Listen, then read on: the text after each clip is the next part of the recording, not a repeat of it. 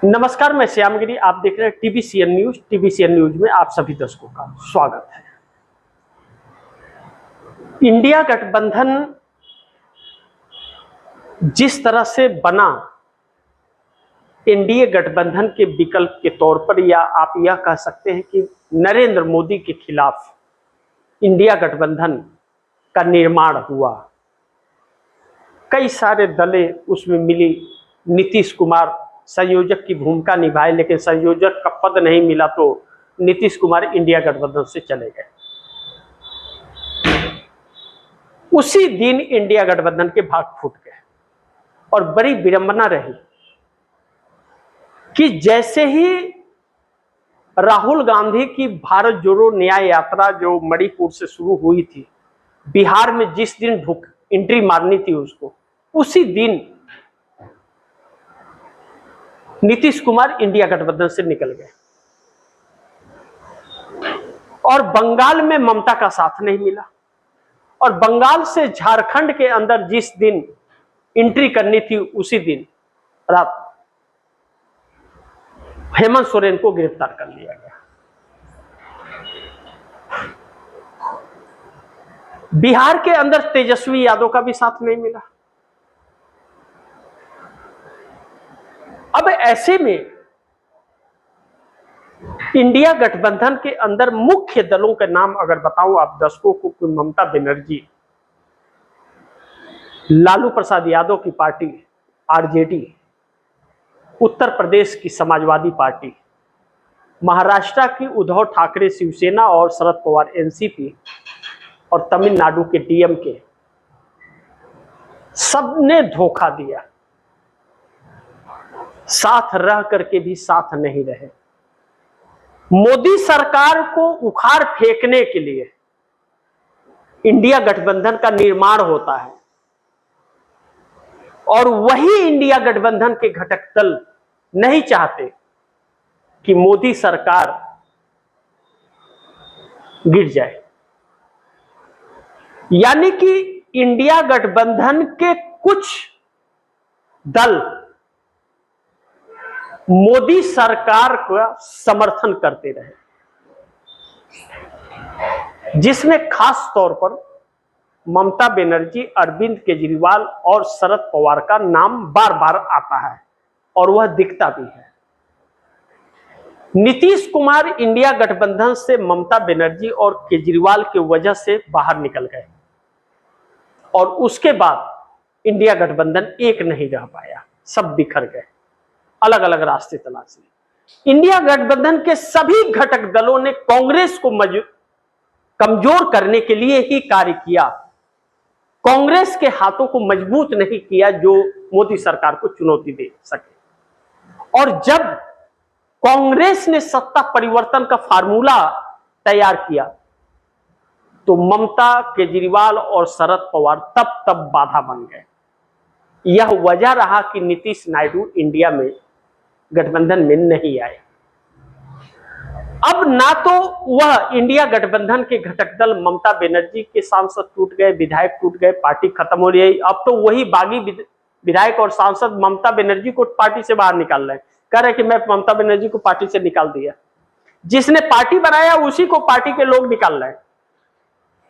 उद्धव ठाकरे की पार्टी टूट गई, शरद पवार को तोड़ने की बात की जा रही है। अखिलेश यादव की समाजवादी पार्टी के 37 सांसदों को तोड़ने की बात की जा रही है।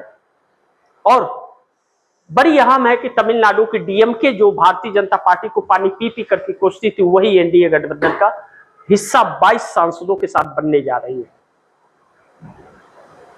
क्या माजरा है। और यह सब कुछ डिलिमिटेशन बिल और वन नेशन वन इलेक्शन के लिए किया जा रहा है। अब सोचिए कि ऐसा क्या कारण है, क्या वजह है कि यह सब हो रहा है।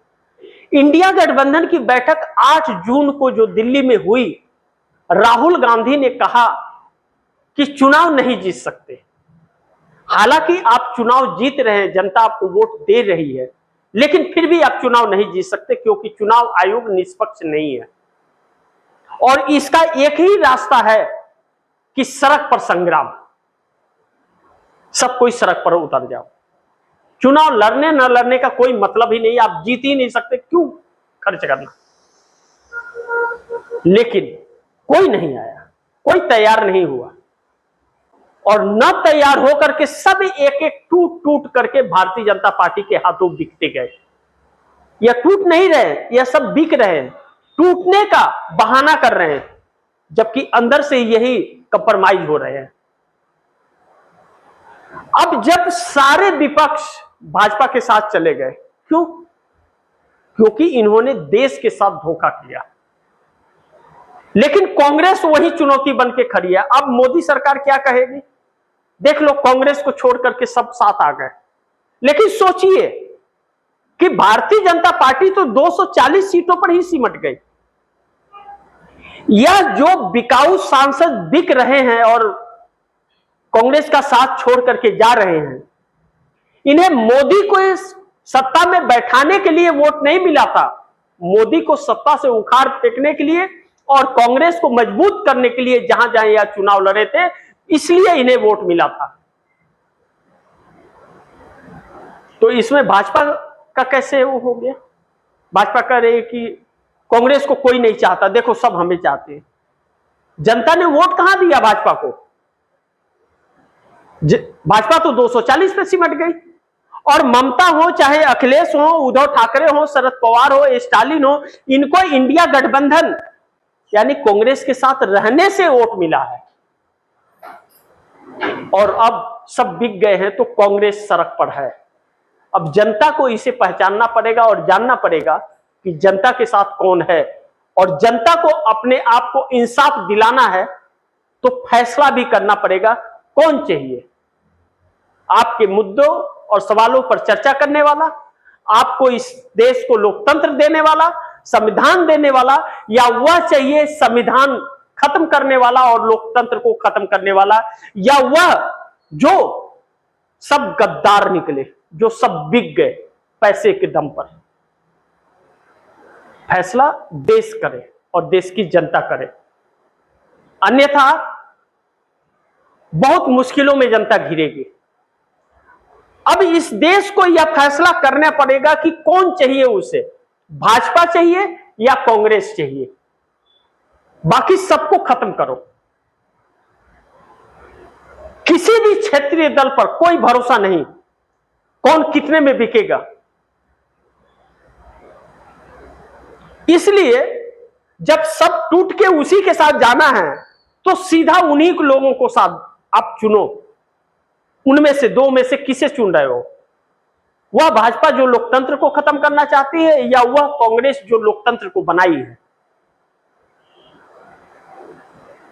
फैसला आपका। जो भी राय हो कमेंट बॉक्स में जरूर दीजिएगा और इस खबर को ज्यादा से ज्यादा शेयर कीजिएगा, अपने दोस्तों को भी कहिएगा आगे शेयर करें। और आपने TVCN न्यूज को सब्सक्राइब नहीं किया, सब्सक्राइब कर लीजिए, अपने दोस्तों को भी कहिएगा TVCN न्यूज को सब्सक्राइब करें। मिलते हैं अगली खबर के साथ, तब तक के लिए नमस्कार।